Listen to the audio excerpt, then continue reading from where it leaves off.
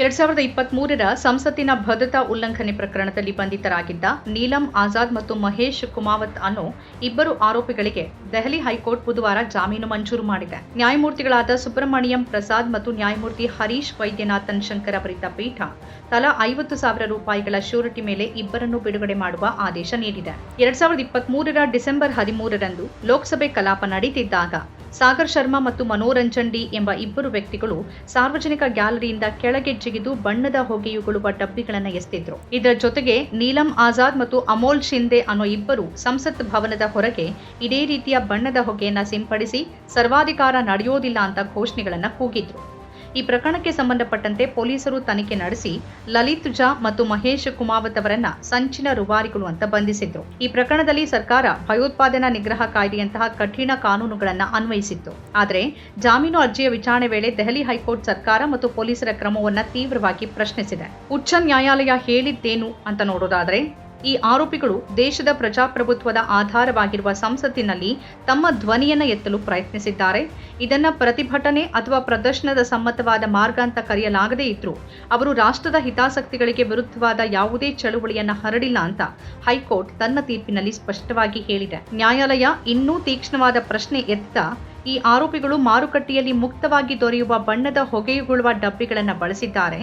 ಒಂದು ವೇಳೆ ಈ ಡಬ್ಬಿಗಳಲ್ಲಿ ಮರಣ ಅಥವಾ ಗಂಭೀರ ಗಾಯಕ್ಕೆ ಕಾರಣವಾಗುವ ಯಾವುದೇ ವಸ್ತು ಇದ್ದಿದ್ರೆ ಅವು ಮಾರುಕಟ್ಟೆಯಲ್ಲಿ ಮುಕ್ತವಾಗಿ ಲಭ್ಯವಿರುತ್ತಿರಲಿಲ್ಲ ಅಂತ ಹೇಳಿದೆ. ನ್ಯಾಯಾಲಯ IPL ಪಂದ್ಯಗಳು, ಕ್ರಿಕೆಟ್ ಪಂದ್ಯಗಳು, ಮದುವೆ ಮತ್ತು ಹಬ್ಬಗಳಲ್ಲಿ ಇಂತಹ ಹೊಗೆ ಉಗುಳುವ ಸಾಧನಗಳನ್ನು ಬಳಸುವುದನ್ನು ಉಲ್ಲೇಖ ಮಾಡಿದೆ. ಕೇವಲ ಹಳದಿ ಹೊಗೆಯನ್ನು ಹೊರಸೂಸುವ ಡಬ್ಬಿಗಳನ್ನು ಬಳಸಿರುವುದು ಮೇಲ್ನೋಟಕ್ಕೆ ಭಯೋತ್ಪಾದಕ ಕೃತ್ಯ ಅಂತ ಪರಿಗಣಿಸೋಕೆ ಸಾಧ್ಯ ಇಲ್ಲ ಅಂತ ನ್ಯಾಯಾಲಯ ಅಭಿಪ್ರಾಯಪಟ್ಟಿದೆ. ಆರೋಪಿಗಳ ವಿರುದ್ಧ UAPA ಅನ್ವಯಿಸುವ ಕುರಿತು ನ್ಯಾಯಾಲಯ ಪ್ರಶ್ನೆ ಎತ್ತಿದೆ. ಈ ಪ್ರಕರಣದಲ್ಲಿ UAPA ಕಾಯ್ದೆಯ ಸೆಕ್ಷನ್ 15 ಅಥವಾ 18ರ ಅಡಿಯಲ್ಲಿ ಭಯೋತ್ಪಾದಕ ಕೃತ್ಯದ ಅಂಶಗಳು ಮೇಲ್ನೋಟಕ್ಕೆ ಕಂಡು ಬರೋದಿಲ್ಲ ಅಂತ ನ್ಯಾಯಾಲಯ ಸ್ಪಷ್ಟಪಡಿಸಿದೆ. ಈ ಹಂತದಲ್ಲಿ ಈ ಪ್ರಕರಣ ಪ್ರತಿಭಟನೆ ಮತ್ತು ರಾಜಕೀಯ ಭಿನ್ನಾಭಿಪ್ರಾಯದ ಪ್ರಕರಣ ಅಂತ ತೋರುತ್ತೆ.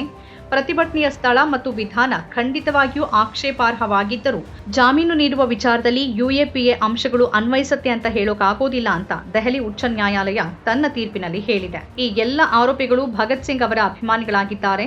ಬಂಧಿತ ಆರೋಪಿಗಳಾದ ನೀಲಂ ಆಜಾದ್ ಮತ್ತು ಸಾಗರ್ ಶರ್ಮಾ ಅವರು ಸ್ವಾತಂತ್ರ್ಯ ಹೋರಾಟಗಾರರಾದ ಭಗತ್ ಸಿಂಗ್, ಸುಖದೇವ್ ಮತ್ತು ರಾಜ್ಗುರು ಅವರ ಅಭಿಮಾನಿಗಳು ಅಂತ ಈ ಹಿಂದೆಯೇ ವರದಿಯಾಗಿತ್ತು.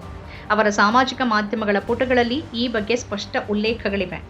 ಈ ಯುವಕರು ಭಗತ್ ಸಿಂಗ್ ಮತ್ತು ಚಂದ್ರಶೇಖರ್ ಆಜಾದ್ ಅವರ ಆದರ್ಶಗಳನ್ನು ಪಾಲಿಸ್ತಾ ಅವರಿಬ್ಬರು ಹುಟ್ಟುಹಾಕಿದ ಬದಲಾವಣೆಯ ಕಿಡಿಯನ್ನ ತಾವೂ ಹಚ್ಚ ಬಯಸಿದ್ರು ಅಂತ ವರದಿಯಾಗಿತ್ತು. ಈ ಪ್ರಕರಣದಲ್ಲಿ ಸರ್ಕಾರ ಮತ್ತು ಪೊಲೀಸರು UAPA-ನಂತಹ ಕಠಿಣ ಕಾನೂನನ್ನು ದುರುಪಯೋಗ ಪಡಿಸಿಕೊಂಡಿರುವುದು ಸ್ಪಷ್ಟವಾಗಿ ಕಾಣುತ್ತೆ. ಹೈಕೋರ್ಟ್ನ ಈ ತೀರ್ಪು ಸರ್ಕಾರದ ದುರುದ್ದೇಶಪೂರಿತ ಕ್ರಮಕ್ಕೆ ತೀವ್ರ ಹಿನ್ನಡೆಯಾಗಿದೆ. ಪ್ರಜಾಪ್ರಭುತ್ವದಲ್ಲಿ ಪ್ರತಿಭಟನೆಗೆ ಅವಕಾಶ ಇರಬೇಕು ಅನ್ನೋದನ್ನ ನ್ಯಾಯಾಲಯ ಸ್ಪಷ್ಟವಾಗಿ ಎತ್ತಿ ಹಿಡಿದಿದೆ.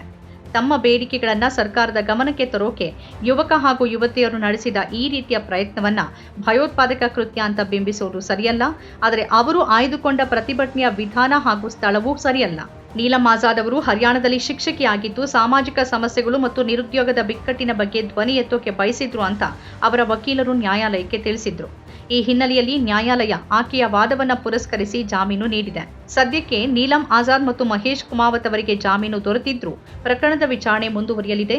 ನ್ಯಾಯಾಲಯ ಆರೋಪಿಗಳಿಗೆ ಮಾಧ್ಯಮಗಳೊಂದಿಗೆ ಮಾತನಾಡದಂತೆ ಮತ್ತು ಸಾಮಾಜಿಕ ಮಾಧ್ಯಮಗಳಲ್ಲಿ ಯಾವುದೇ ಹೇಳಿಕೆ ನೀಡದಂತೆ ನಿರ್ಬಂಧ ಹೇರಿದೆ. ಅಲ್ಲದೆ ಅವರು ದೆಹಲಿಯನ್ನ ಬಿಟ್ಟು ಹೋಗದಂತೆ ಮತ್ತು ಪ್ರತಿ ಸೋಮವಾರ, ಬುಧವಾರ ಮತ್ತು ಶುಕ್ರವಾರ ತನಿಖಾ ಸಂಸ್ಥೆಯ ಮುಂದೆ ಹಾಜರಾಗುವಂತೆ ನಿರ್ದೇಶಿಸಲಾಗಿದೆ.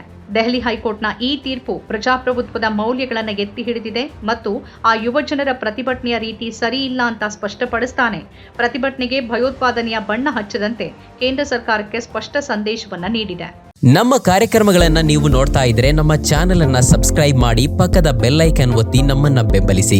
ಹಾಗೆ ನಮ್ಮ ಕಾರ್ಯಕ್ರಮಗಳನ್ನ ಲೈಕ್ ಮಾಡಿ, ಕಮೆಂಟ್ ಮಾಡಿ, ಅದನ್ನ ಬೇರೆಯವರಿಗೂ ವಾಟ್ಸ್ಆಪ್ ಮೂಲಕ ಶೇರ್ ಮಾಡಿ. ನೀವು ಹೀಗೆ ಮಾಡಿದಾಗ ನಮ್ಮ ಚಾನೆಲ್ ಇನ್ನಷ್ಟು ಮತ್ತಷ್ಟು ಜನರಿಗೆ ತಲುಪಲು ನೀವು ನಮ್ಮೊಂದಿಗೆ ಸಹಕರಿಸಿದ ಹಾಗಾಗುತ್ತೆ. ಇದು ನೀವು ಯಾವುದೇ ಖರ್ಚಿಲ್ಲದೆ ಕೆಲವೇ ಸೆಕೆಂಡುಗಳಲ್ಲಿ ನೀಡಬಹುದಾದ ಸಹಕಾರ. ಧನ್ಯವಾದಗಳು.